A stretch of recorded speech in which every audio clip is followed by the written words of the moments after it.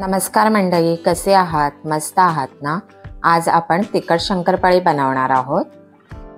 त्यासाठी 1.5 कप मैदा घेतला आहे, अर्धा चमचा ओवा, साधारण 1.5 चमचा डालडा, चवीनुसार मीठ आणि 1 चमचा लाल तिखट, चिमूटभर हिंग आणि चिमूटभर हळद घेतली आहे।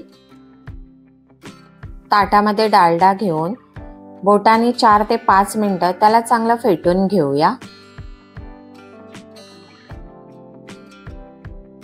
त्यामध्ये मैदा, ओवा, लाल तिखट, हळद, हिंग, चवीनुसार मीठ घालून मिक्स करून घेऊया।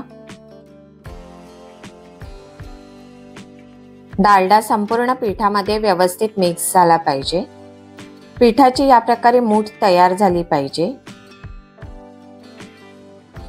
थोडं थोडं पाणी घालून पीठ घट्ट मळून घेऊया। इथे मी साधं पाणी वापरलं आहे। पीठ छान मळून झाल्यानंतर 20 मिनिटं आपल्याला झाकून ठेवायचे। साधारण 20 ते 25 मिनिटांनंतर पीठ परत मळून घेऊया। छान मळल्यानंतर पिठाचा गोळा करून घेऊया आणि चपाती लाटूया। सुकं पीठ न लावता आपल्याला चपाती लाटून घ्यायची आहे।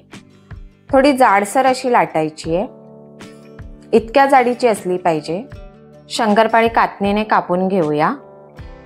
बाहेर छान पाऊस पडतोय, हातात गरमागरम चहाचा कप आणि त्याचबरोबर तिखट शंकरपाळी, काय भन्नाट लागतं। इतकी जाड शंकरपाळी असली पाहिजे। तेल गरम करून मंद आचेवर शंकरपाळी तळून घेऊया। खुसखुशीत अशा आपल्या शंकरपाळ्या तयार आहेत, तर नक्की करून पहा ही रेसिपी। आणि हो, चॅनलला सबस्क्राईब करायला विसरू नका। Please like, share and subscribe my channel and click the bell icon. Thank you.